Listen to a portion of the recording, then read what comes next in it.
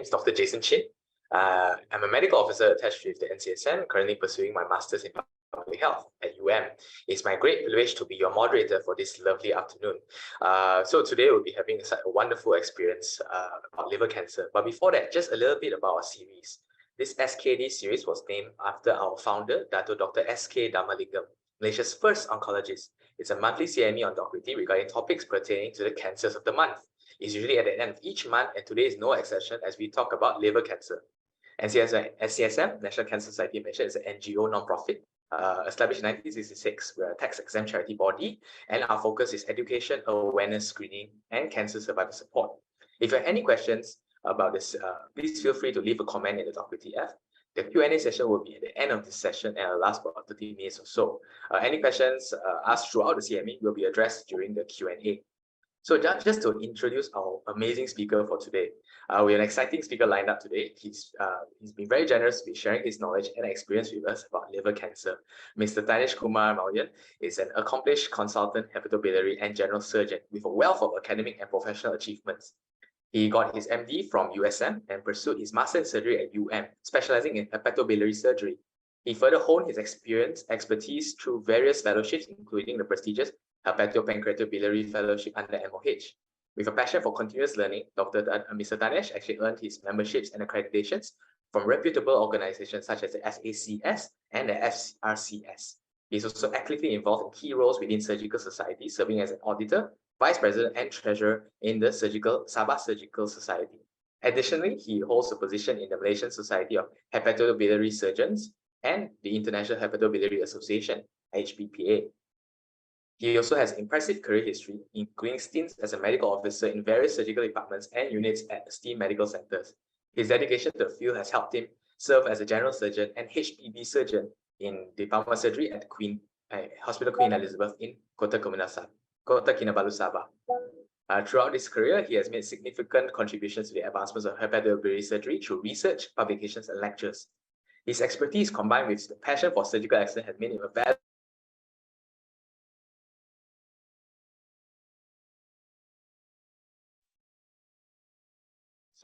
Today, he'll be giving us an amazing CME titled Hepatocellular Carcinoma Uncovered, Empowering Malaysian Doctors with Essential Knowledge, covering the basics of liver cancer. Therefore, let's get excited as we welcome Mr. Thanesh Kumar.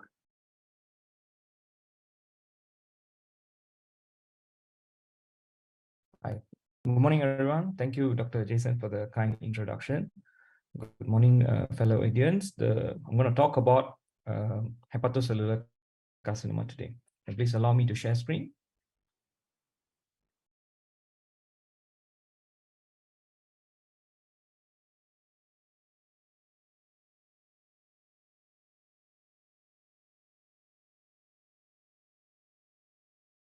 Can you all see the screen?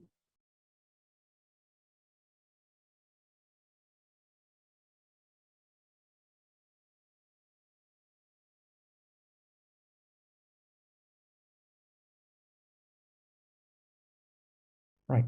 So the topic for today will be hepatocellular carcinoma. My name is Thanesh Kumar Maiyauen, and I'm currently working in Kota Kinabalu, Sabah.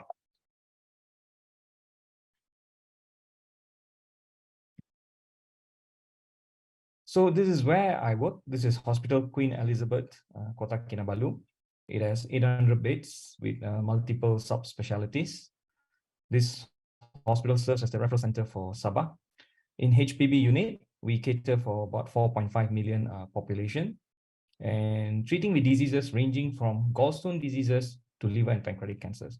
So we perform surgeries and also involved in advanced endoscopies like ERCPs. So the outline of my presentation, I'm going to start with a little bit of introduction, followed by some epidemiology, risk factors, signs and symptoms, diagnosis, and so on. These are my references. So I got my references from reputable guidelines throughout the world, from the American Association of Study on Liver Disease America, European Association of Study on Liver Disease, and APASL from Asia Pacific, Bloomgart Surgery, the textbook for HPB surgery, and also the Barcelona Clinic for Liver Cancer 2022. So first, introduction. Liver is the largest organ in our body with an average weight of about 1.5 kilos. It is located in the right upper quadrant of the abdominal cavity, just resting below the diaphragm.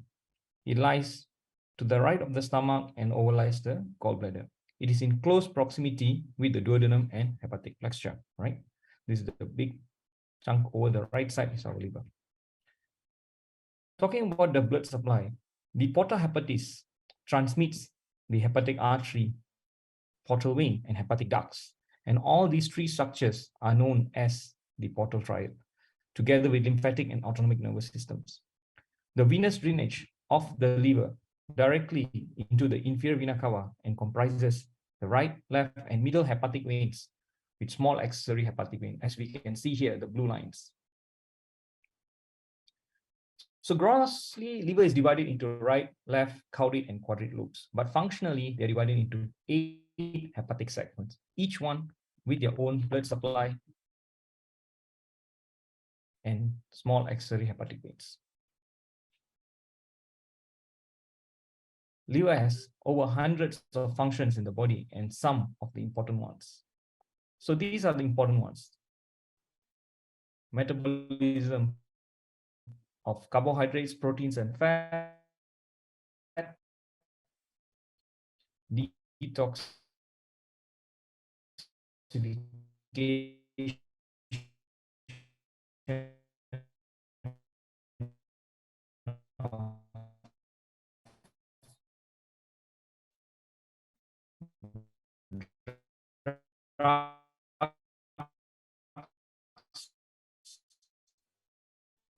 and toxins, storage of glycogen, vitamin, of albumin and plasma proteins, metabolism, excretion of bile, immunological for cells, and hematopoiesis in fetus. So the primary liver cancer, common of all, is hepatocellular carcinoma, or HCC, which arises from there are different cells in the liver, and primary liver cancer originates from cells within the liver itself. And the most common of all is hepatocellular carcinoma, which arises from the hepatocytes. So guys, this is the view of Kundasang. If you guys come to Sabah, probably you should visit. Kundasang is at the foot of Mount Kinabalu. So moving on to epidemiology. Liver cancer is the 5th most common cancer in the world, and is the 2nd most frequent cause of cancer-related death globally.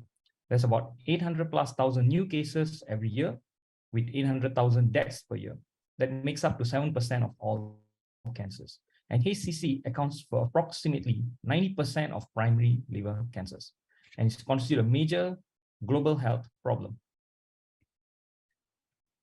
When you talk about epidemiology and the distribution of the cases, Asia and sub-Saharan Africa, these are high-risk areas with yearly incidence exceeding 20 cases per 100,000 population. And 75% of liver cancers occur in Asia, with China making up to almost up to 50% of the world. And this is more common in males, 3 times more higher in males, and the peak incidence is around 60 to 70 years old.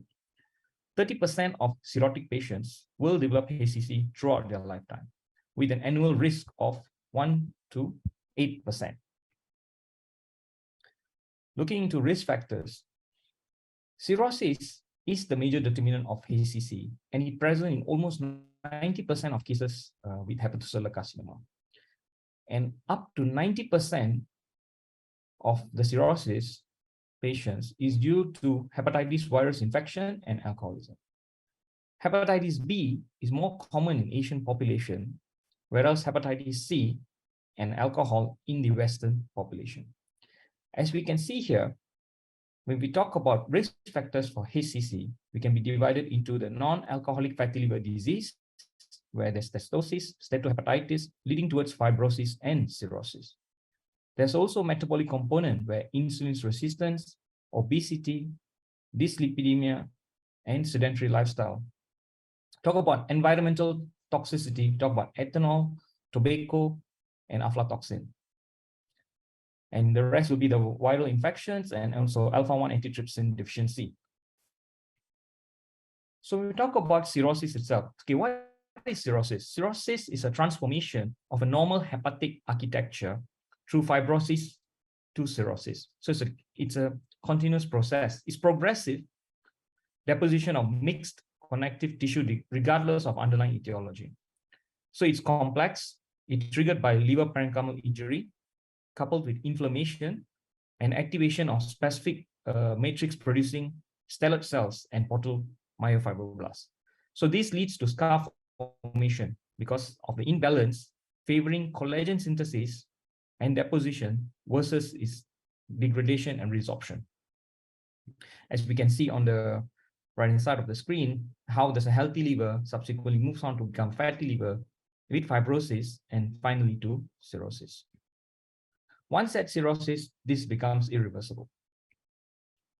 So how do we classify patients with cirrhosis? So we have this scoring system called Child-Pugh score, right? It includes clinical factors and also biochemical factors. Clinical factors are like ascites and hepatic encephalopathy, while biochemical factors are like bilirubin level, albumin, and coagulation profile. So as we can see, points are given to each and every part of it, and subsequently, patients will be classed into class A, B, and C. So as we can see, class A is about 5 to 6 points, where class B 7 to 9, and class C is 10 to 15. So by categorizing patients, cirrhotic patients into class A, B, and C, then we can talk about their 1-year survival rate, which is 100%, 80%, and 45% for class C. So the next risk factor, hepatitis B. Hepatitis B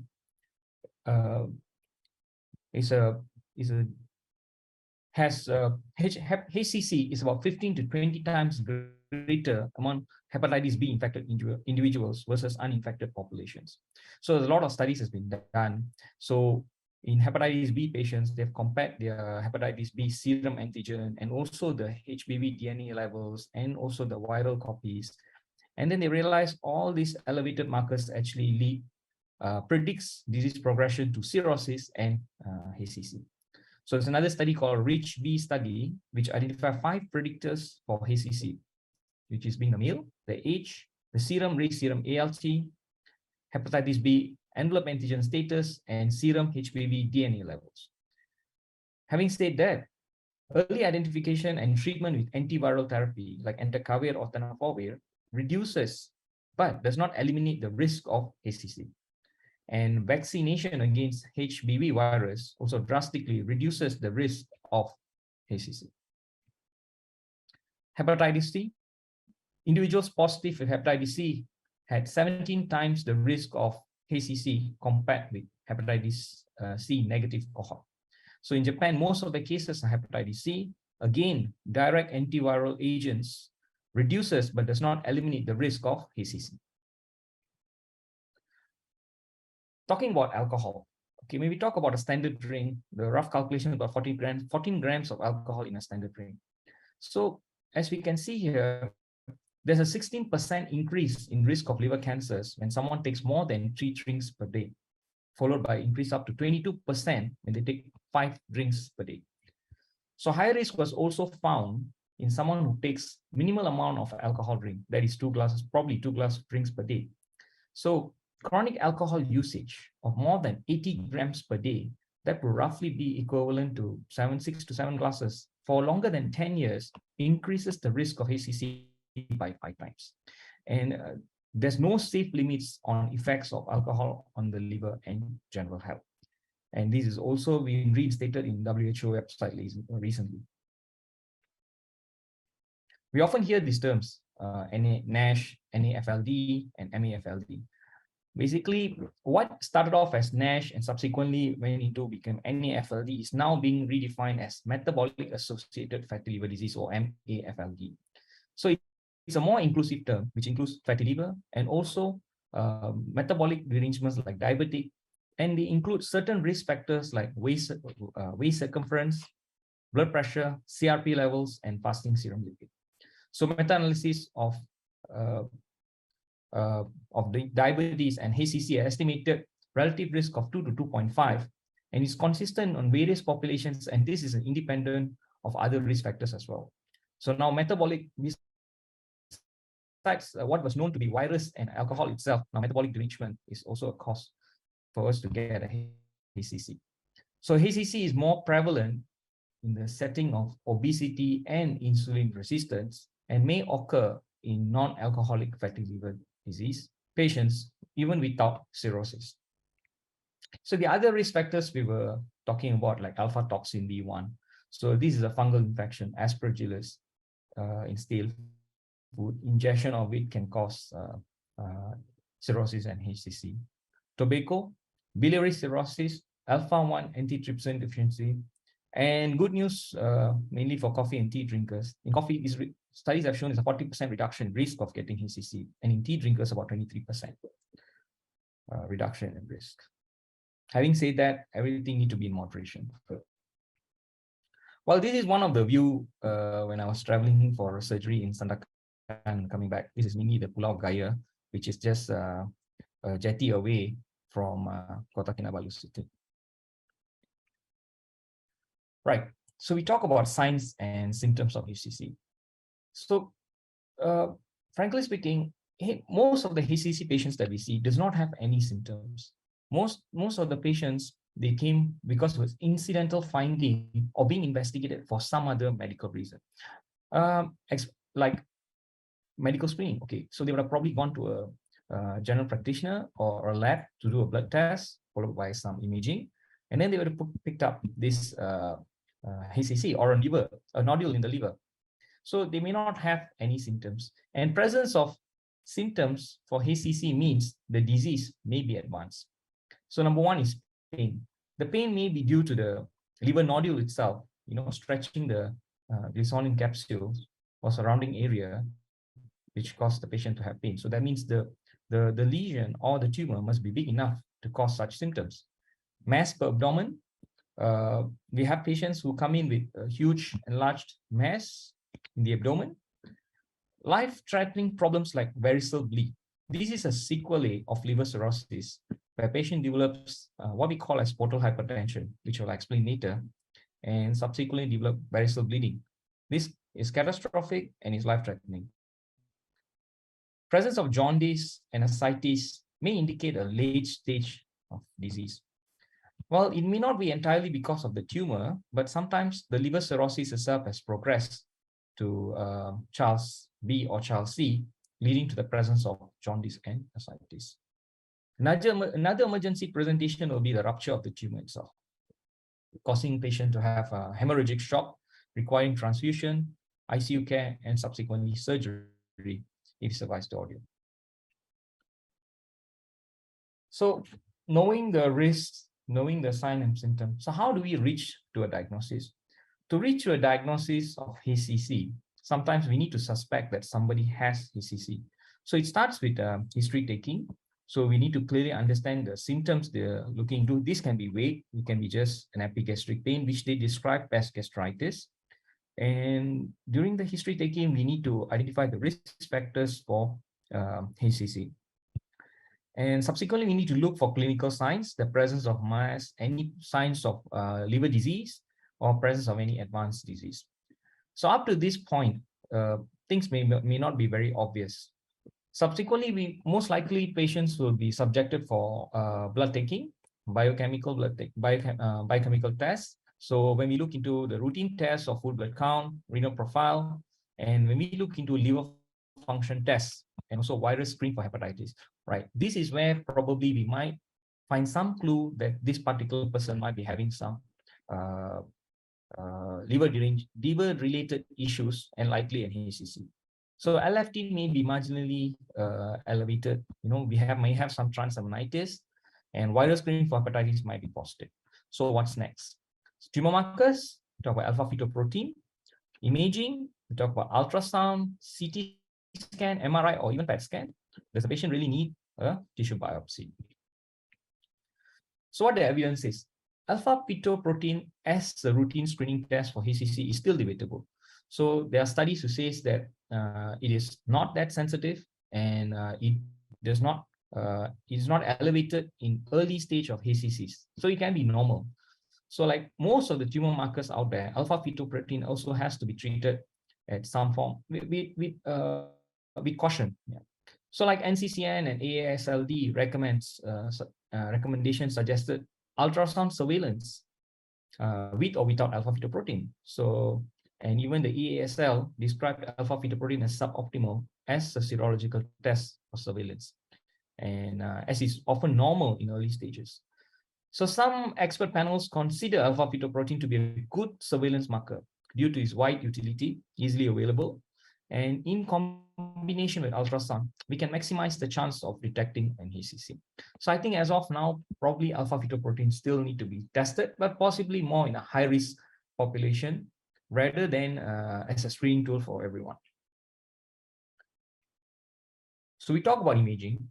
So ultrasound is a good screening tool in high-risk patients, and it's probably the initial diagnostic tool to pick up a liver lesion, which will subsequently be investigated more.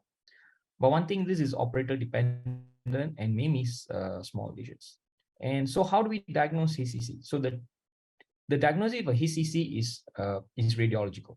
So its typical hallmark is the combination of hypervascularity in late arterial phase, defined as arterial phase hyperenhancement, and washout in portal venous phase. So which reflects the vascular derangement that occurring during hepatocarcinogenesis.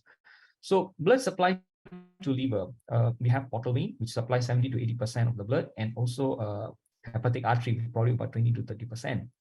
So liver parenchyma gets most of the blood from the portal vein or the portal venous system. Whereas HCC, it gets its blood supply from the hepatic artery. So that is what defined as arterial phase hyperenhancement and portal venous washout. And this is a typical hallmark sign to be picked up in radiological imaging, especially CT scan. So what about MRI? So MRI, Primovis is a liver-specific contrast agent. It's superior to CT scan in picking up smaller lesions, probably atypical or ill-defined lesions, but that is cost and logistic issues as well because of the availability.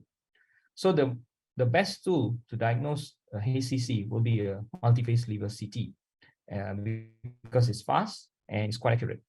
What about PET scan? PET scan generally not recommended as a diagnostic tool, and sometimes you may not even pick up the lesions due to the nature of the disease.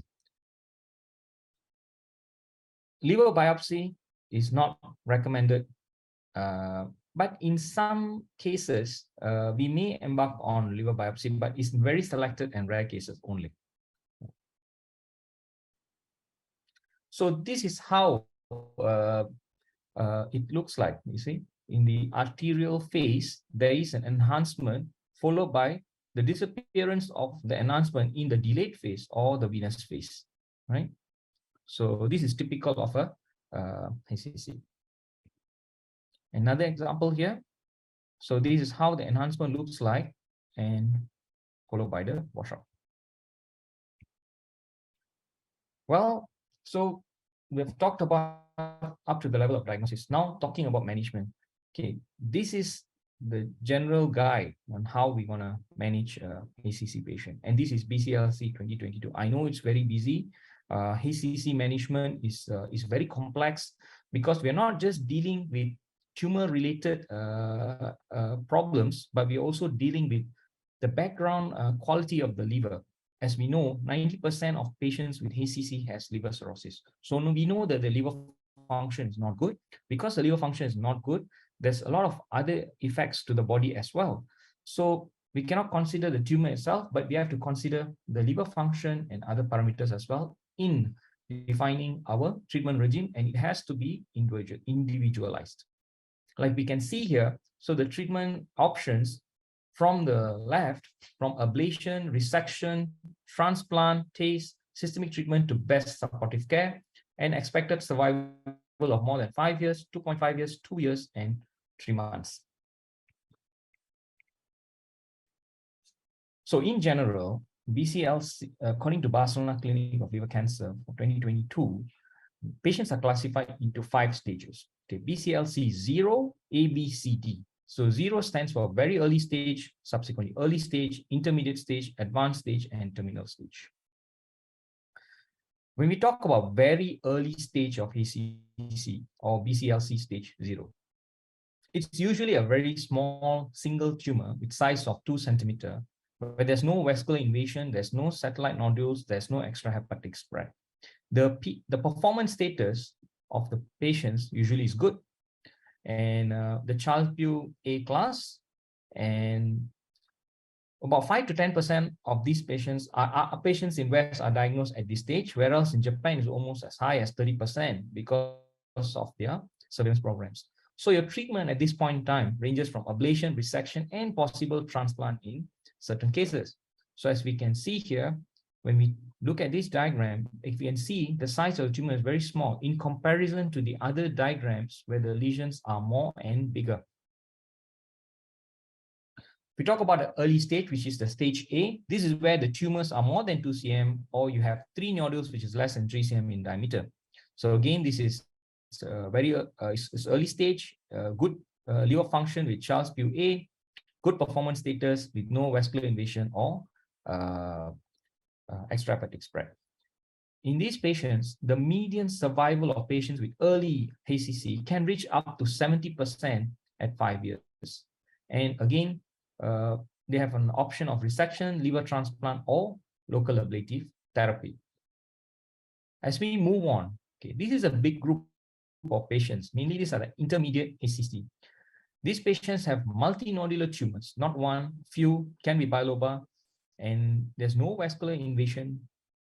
Still performance status is still good. Child-Pugh's class can be A or B. So these patients, the median survival, if untreated, is about 6 months or 49% at 2 years. So TACE is the first line treatment for this patient. So the median survival of around 40 months for those going for TACE. Now we're moving on to the advanced stage where the treatments become a bit more less effective. So in advanced stage or BCLC stage C, patients with cancer-related symptoms, they come with cancer-related symptoms, cancer cachexia. Their performance status is not good, it's 1 to 2.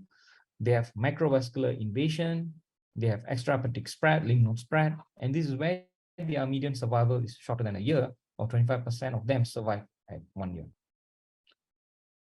We talk about the terminal stage of ACC or the end stage ACC. So this is where the performance status, mostly patients are bedbound, they're cachectic, they're debilitated, they need assistance for care. These are Child-Pugh class C, and their median survival is in months or 11% at 1 year. And the treatment options will be mostly palliative at this point of time.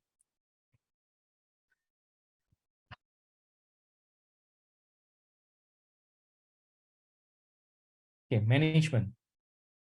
So we spoke about how to come up with the diagnosis and what are the risk factors, then how do we stage the patients based on BCLC. So is it really straightforward? Once we have staged the patient, then we have a lot of options. Actually, there's a lot of considerations for treatment planning. I think I've mentioned a few of these things earlier, like performance status and RESO. So what is performance status? So this is WHO's performance status scale. When they stage 0, you're fully active, normal life with no symptoms, and up to stage 4, where you're completely disabled and confined to bed or chair. So 1, 2, and 3, somewhere in between. Child score, like I would have explained earlier, a child score A versus a child score C, the A has a better prognosis and better liver function. Or portal hypertension, right? So portal hypertension is when there's increase in pressure in the portal venous system. So it's determined by increase in hepatic venous pressure gradient of more than 10 millimeter mercury. And this is mainly, the way to measure this pressure is not usually done because it is invasive, and but somehow that's the gold standard. So when you have a pressure more than 10 millimeter mercury, you're at risk of developing bleeding esophageal varices. So clinically, how do you know if someone has portal hypertension? Is when that person has a splenomegaly and probably varices on endoscopy or imaging, and also a thrombocytopenia or platelet less than 100. Then you can suspect that this patient probably having a portal hypertension with a background of cirrhosis. So this complicates management even more. We talk about portal invasion, right? And we can see in the diagram here, we can see this is the main trunk of portal wing. So when you have portal invasion, it can be just at the third order branch, or probably at the second order branch, or at the main portal wing itself. So this also influences the kind of treatment that we can subject our patients. Talking about extrahepatic spread, talking about multinodularity, the tumor is not in one side, but is multiple. Talking about the size itself, huge tumors versus superficial tumors versus deep-sided tumors. So a lot of factors comes into consideration. Well, speaking about this is in general, the algorithm, how patients are subjected to treatments. So as we can see, first we check whether the particular individual has any evidence of extrahepatic metastasis. If there is, the options are limited depending on the child scoring, whether it's a systemic therapy or best supportive care. But in the event there's no extrahepatic metastasis, that's a good news for patients. The options are more now. Then we streamline them according to Charles-Pugh status. If it's Charles-Pugh C, then the options will be transplant or best supportive care. Then subsequently, if it's a resectable lesion, we'll subject the patient for surgery. Anything in between will be for ablation, TACE, or systemic therapy. We will look into each one of these in a moment. Right. Talking about liver resection. Surgery is the treatment of choice in patients with HCC. It confers a 5-year survival rate of 60 to 80%.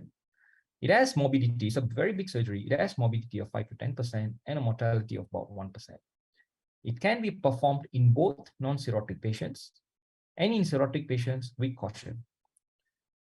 Currently, the optimization of surgical techniques, the preoperative planning, usage of energy devices and dissectors, intermittent hilar clamping, Pringle maneuver for bleeding control, low central venous pressure maintenance throughout the surgery, and intensive post-operative management actually has led to decrease in blood transfusion during liver resection in cirrhotic patients.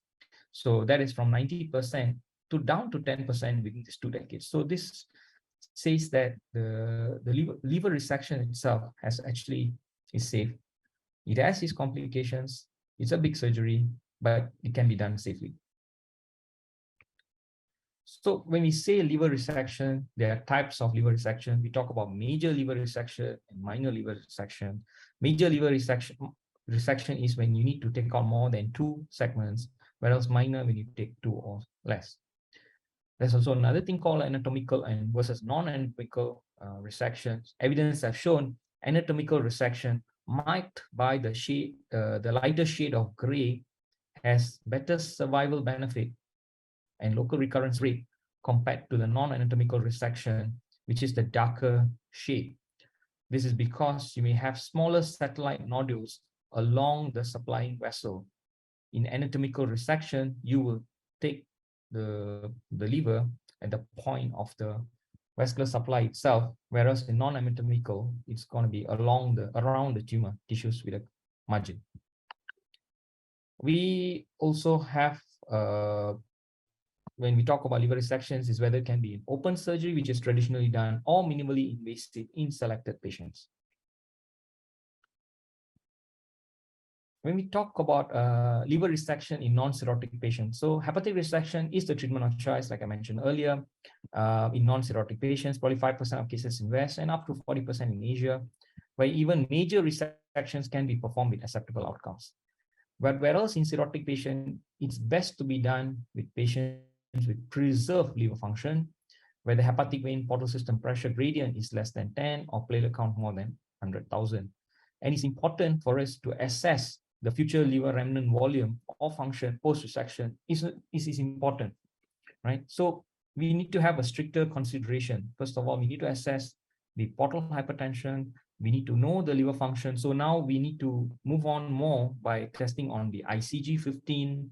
Then we need to do some other testings like liver fibroelastography, or known as fibroscan for the stiffness of the liver, and also CT volumetry. So these are all extended testing when we want to do surgery, a big resection in a cirrhotic liver patient. As you can see on the chart here, when you have portal hypertension and you're going to do major hepatectomies, you have higher risk of liver decomposition, can be more than 30%, and liver-related mortality up to 25% or more. So this is one of the patients that we had recently, where he presented with hemorrhagic shock. He's a young patient, less than 40 years old male. So as we can see here in the diagram, this is a ruptured HCC.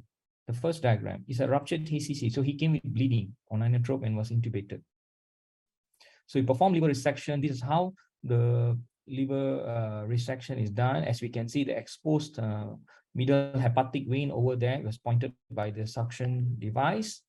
And this is the specimen itself, as we can see the rupture and the whole right side of the liver. I'm not going to go too detailed into the liver management of liver transplant. So there are criteria to be followed. There's multiple criteria. The most common ones will be Milan and UCSF. It's high in cost. There's limited donors, the disease donors. So we also have living-related liver transplantation.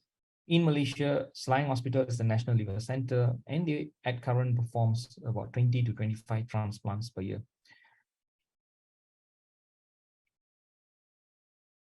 So next, we want to talk about ablation. So there's multiple choices of ablations available, and these are image-guided procedures, can be done percutaneously or laparoscopically, which includes ethanol injection, microwave ablation, radiofrequency ablations, and others like irreversible electroporation or IRE. Excuse me. Ethanol injection was first reported in early 1980s. It has good survival rates, but the local tumor recurrence is about up to 30%. Radiofrequency ablation uses radiofrequency energy emitted from the electrode and converted into heat, causing necrosis of the tumor. So it has a 5-year survival rate of 40 to 70% and a local recurrence of up to 27%. Microwave ablation, tissues ablated by a dielectric heat produced by microwave energy emitted from an electrode. And this has less heat sink effect from RFA, means that it can be used closer to veins and big major vascular structures without losing the heating effect from the microwave. And IRE is a non-thermal tumor ablation technique, which uses electrical pulses to induce cell death. So all these ablation at this point of time actually we keep it for smaller tumors, probably 3 cm or lesser, as that is curative and there's survival benefit advantage of that. Larger tumors, although technically can be done, but there are some isolated papers that have done it for larger tumors. But at this point of time, the guideline only recommends for something smaller than 3 centimeters. So there's a lot of studies as compared which mode is better. So RFA has showed superiority over ethanol injection, but having said that, RFA requires special devices and there's costs attached to it.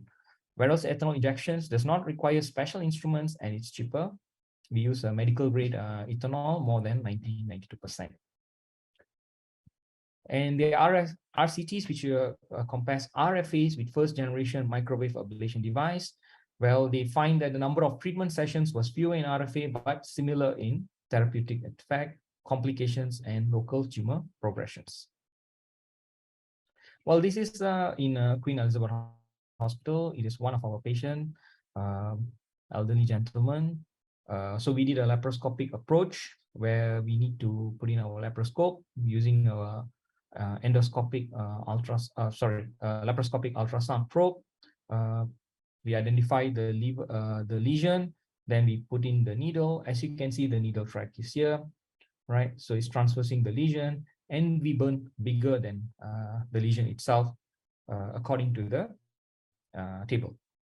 So this patient was admitted the day before, had the procedure the day after, and discharged subsequently, we just discussed. So that when we spoke about liver resection, ablation, and transplantation, those are potential curative treatments.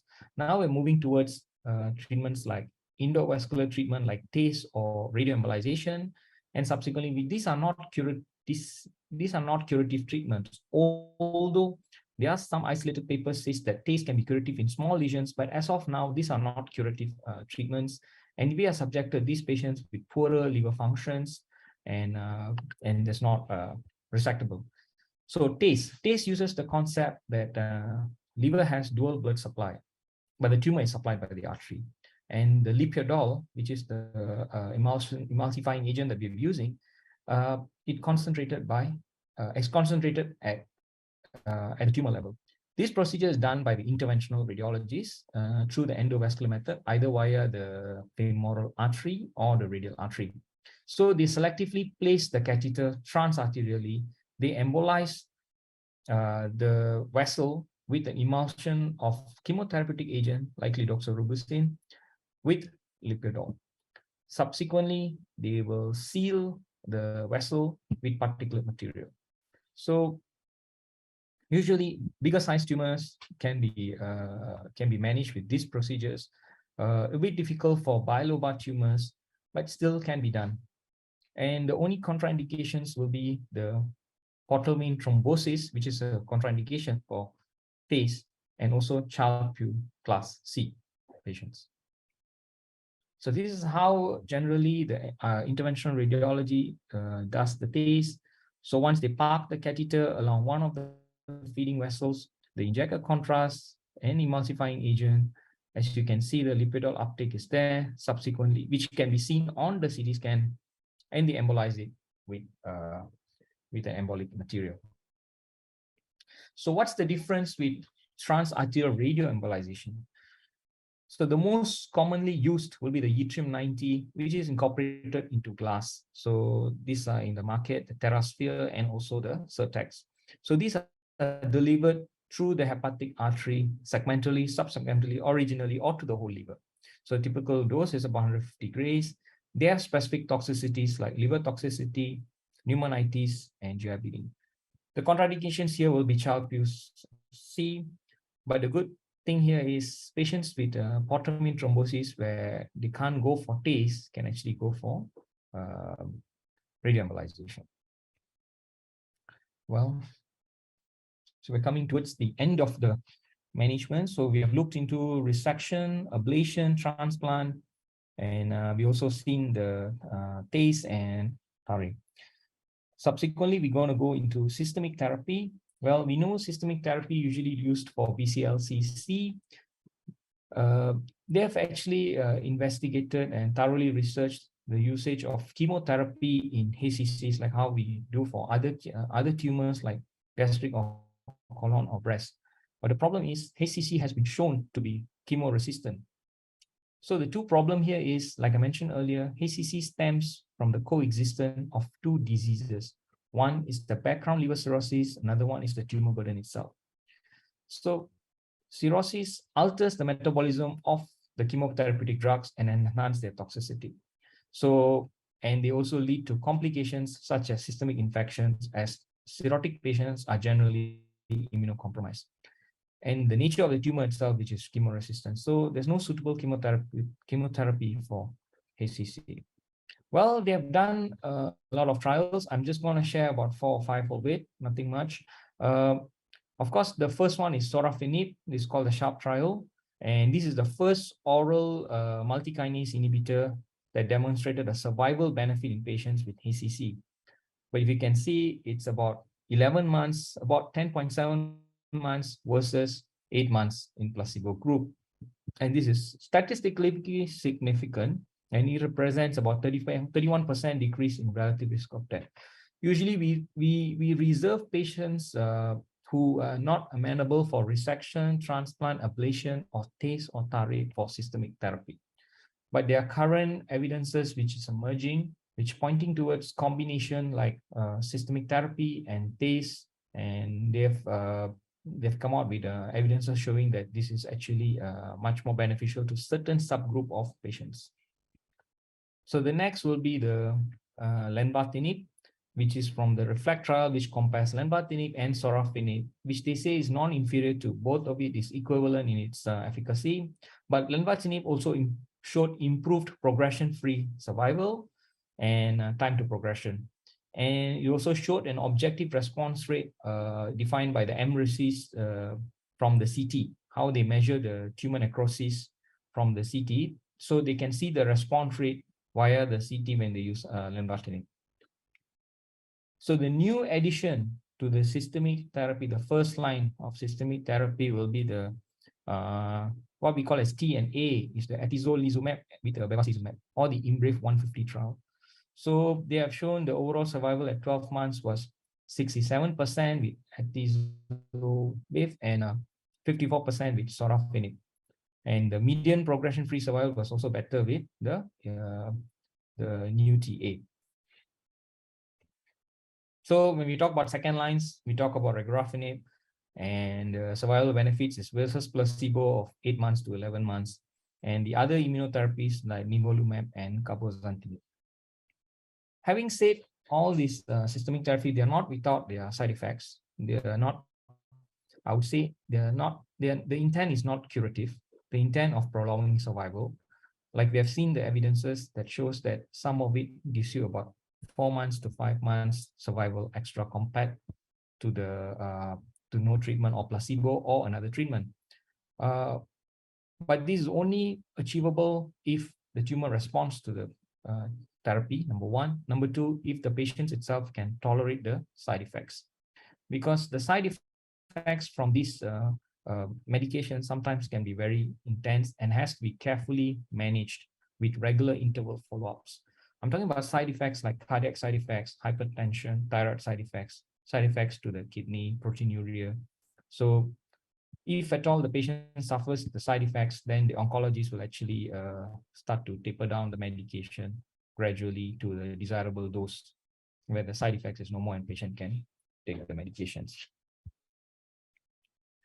Finally, the palliative care. So these are for patients who are terminally ill, stage D. This is mainly a symptomatic treatment. So we will treat the ascites by pharmacologically or with pictorial drainage, the edema, variceal bleeding by endoscopic bending, ligation, medications, analgesia for pain, nutritional support, psychological support, and if there's an hospice anywhere nearby to the patient's residence. So this coming towards my last slides, I'm going to talk about a bit of prevention. So we have seen the magnitude of the problem by HCC. We know it's the second highest cancer-related death in the world. We know the treatment options. By the time patient presents to us, most of them present at a stage where they are inoperable due to the absence of lack of clinical signs. So how are we going to prevent this? Because these slides I took from the EASL guidelines. As we can see, the HCC progression, the first bar itself, from normal hepatocytes to fibrosis, cirrhosis, then the first time in developing HCC, we treat the HCC by surgery or other means. Then you have a second HCC where there's a recurrence. So that's how the progression is. Along this line, even the liver diseases, liver parenchyma, the liver disease itself progresses from fibrosis to cirrhosis and from A to C. The exposure and the presence of risk factors. So if the patient's hepatitis B, the treatment are initiated, we must monitor the viral copy, and also the other risk factors like alcohol intake and the metabolic part of the diet part of it as well. So when we talk about preventions here, we talk about primary prevention when cirrhosis were not even there. So there's no initiatives for that yet. I don't think it's cost effective. It has to be individualized. Everybody has to look after themselves. So the HCC screen. So at the point of secondary prevention, that's when the HCC screening starts. If you can see here, the HCC screening starts when patient already have the presence of risk factors and cirrhosis, and is somewhere in between cirrhosis and primary HCC. So that is where the HCC screening starts. That means we're going to start screening patients who have cirrhosis or hepatitis B or hepatitis C infection and those who are at risk. So by then, we know the progression is going to slowly progress to HCC. So the potential chemo prevention strategies is initiation of antiviral therapy, anti-inflammatory, anti-fibrotic, then the metabolic disease treatment mentioned earlier, like diabetes and dyslipidemia, and the others are experimental. So first of all, we need to have a lifestyle modification. So we need to watch the diet, alcohol, sexual partners, smoking. We need to advise our patients to be a bit more adherent to these simple rules. Exercise, we have to maintain the BMI within range. Regular medical checkups. This is probably an individual effort. You take bloods and look for viral screening. And also some screening centers, when they do ultrasound, they can actually see whether the patient has fatty liver or not. So if they were diagnosed of liver cirrhosis or hepatitis B or C infection, then it will be a 6-monthly ultrasound and alpha fetoprotein, actively looking for the progression or presence of HCC. Then we take from there whether patient needs a CT scan or MRI, and therefore. And finally, do have coffee and tea, as it's proven that it has some protective element, but do it in moderation.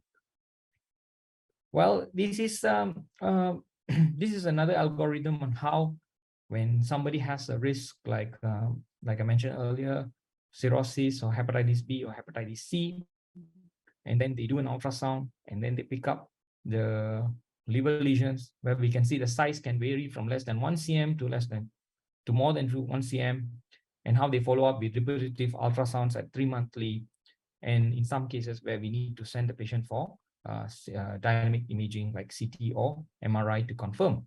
And rarely we may need to biopsy the lesions to confirm the diagnosis of HCC. Well, that'll be the end of my presentation. Thank you very much. And this is my beautiful team. And besides doing our clinical job, we do also have some fun. Thank you. Have a good day, everyone. Back to you guys.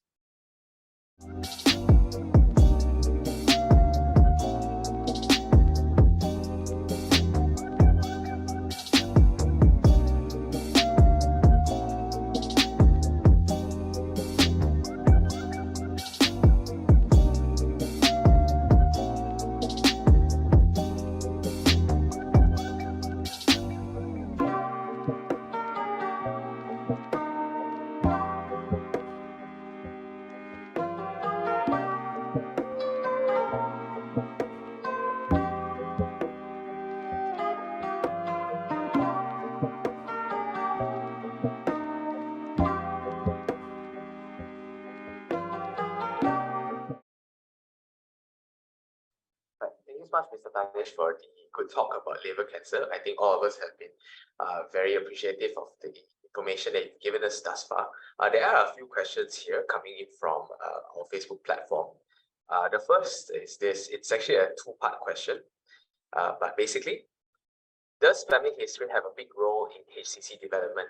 And if so, how frequent should ultrasound surveillance for HCC and AFP for the general population be? And should this be a normal ultrasound or a fibro scan? Because a lot of places are promoting it nowadays. Right. Hi. Thanks for the question. The first part of the question regarding HCC, whether familial, well, it's like I mentioned earlier, about 90% of the time is cirrhotic related, and most of the cirrhosis is because it's not because of hereditary or genetics. It's mostly because of hepatitis B or alcohol lifestyle related. But having said that, cancers may also, a genetical makeup may also lead to progression of cirrhosis and cancer, but it's a very rare instances. We do have patients where parents had cancers and they do come in with HCCs at a younger age, and these patients generally, they are quite advanced at presentation. But the main thing is still the lifestyle, hepatitis B and alcohol. Well, the second question, so for regarding the screening of general population, I think they've done studies on cost pertaining to screening of general populations, and they realized that it's not cost effective to screen the general population to pick up disease of this small magnitude. So hence they are focusing more on high risk patients where they do screening 6 monthly with alpha fetoprotein and ultrasound on patients with established fibrosis cirrhosis, hepatitis B, hepatitis C, or other risk factors. Regarding FibroScan, yes, FibroScan is an important tool, and sometimes we use it to decide whether patients should go for which arm of the treatment. But if you have an established cirrhosis, yes, probably you should get a FibroScan done to see whether your fibrosis, how's your progression of your fibrosis? Because if the fibrosis is at the stage of F2, it's still reversible back to F1. Probably F3 may be a bit difficult or not. And once it's established cirrhosis. So FibroScan, not as a surveillance, not as a screening tool, but more of monitoring of the progress of your fibrosis. Thank you so much, Mr. Thanesh, for answering the question so eloquently and so well. There is a question from the Dokoti app now, from Mr. Dr. Hu Yo. If nodules are detected in the liver, do we have to advise patients to be cautious of it developing into HCC? Well, thank you for the questions. Yeah. So first, we need to see whether the patient's at risk of developing HCC or not. This is based on whether presence of cirrhosis, which is a 90% of the case, risk factors like hepatitis B or hepatitis C. But if patient doesn't have any of these risk factors and patient doesn't have cirrhosis, so less likely the lesion to be a HCC. But if the lesion is sizable enough, it has to be investigated. So it could be not HCC, but whether could it be, if we think it's a tumor, could it be from somewhere else? Because primary liver cancer is only 10% that originates from the liver itself, and 90% of it is HCC. But 90% of cancers in the liver actually originates from somewhere else, mostly colorectal. So if you have a nodule in the liver, not to panic that it's an HCC. It may not, is most likely is not if you don't have cirrhosis, but you need to investigate what is that nodule. If the size, especially if the size is more than 1 centimeter. So how do you investigate a follow-up? Probably if it's less than 1 centimeter, just follow up with a serial ultrasound, see if or any enlargement while investigating for hepatitis and cirrhosis and also other things. Yeah. Okay, thank you, Mr. Thanesh Kumar. I hope that answered your question, Dr. Huyo. So another question came in from the Dr. T app from Dr. Mutu. On general screening, let's say this, I believe it's a patient from his practice. His LFT was normal, but AFP was 40. Patient is asymptomatic. Is it necessary for the patient to repeat AFP after 6 months?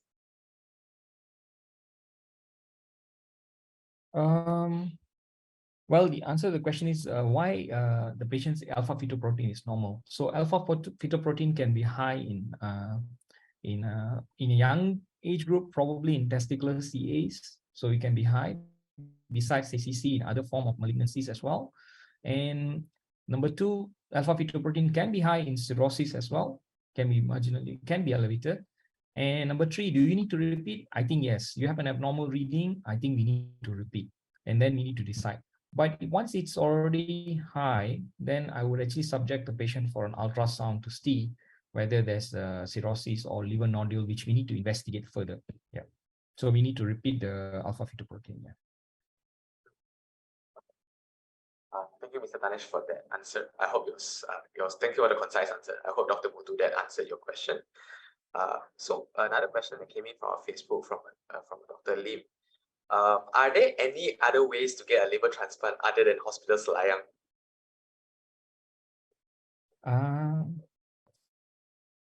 Hi, Lim.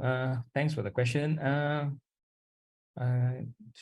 Okay, in Malaysia for now, if we need to follow the national transplant list, so it's only in hospital Selayang at the moment. The other center that performs liver transplant will be University Malaya as well. They are focusing more on living related. That means it's a living donor, either from parents, children, or spouse or siblings. Whereas in Selayang, the focus is more on cadaveric because they have a national transplant. So for now, the answer is in Malaysia is Selayang or University Malaya. Okay, thank you so much, Mr. Thanesh, for answering that question. I hope that answered your question, Dr. Lim. All right, I think for now, there's only one last question from the Facebook. Again, if the doctorate has any more, they can ask questions. But the last one is this from Dr. Ahmad. In my practice, I often advise patients that a hepatitis B vaccination is only optional unless they are working in high-risk jobs or high-risk lifestyle. Should I be advocating for widespread Hep B vaccination?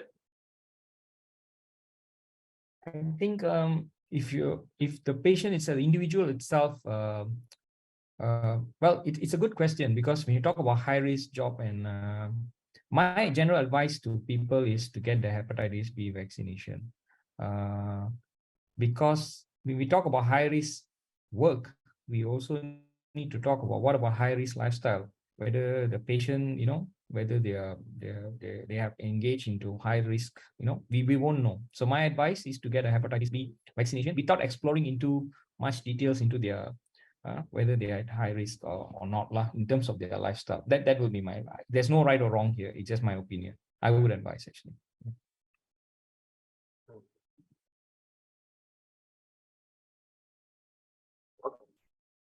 Thank you so much, Mr. Thanesh. I hope that answered your question, Dr. Ahmad, that yes, widespread hepatitis B vaccination is better than not. So, Mr. Thanesh, perhaps to end this session, could you just summarize some take-home messages that you would like all the general practitioners, specialists, doctors in this Doctority app to take home with them about HCC?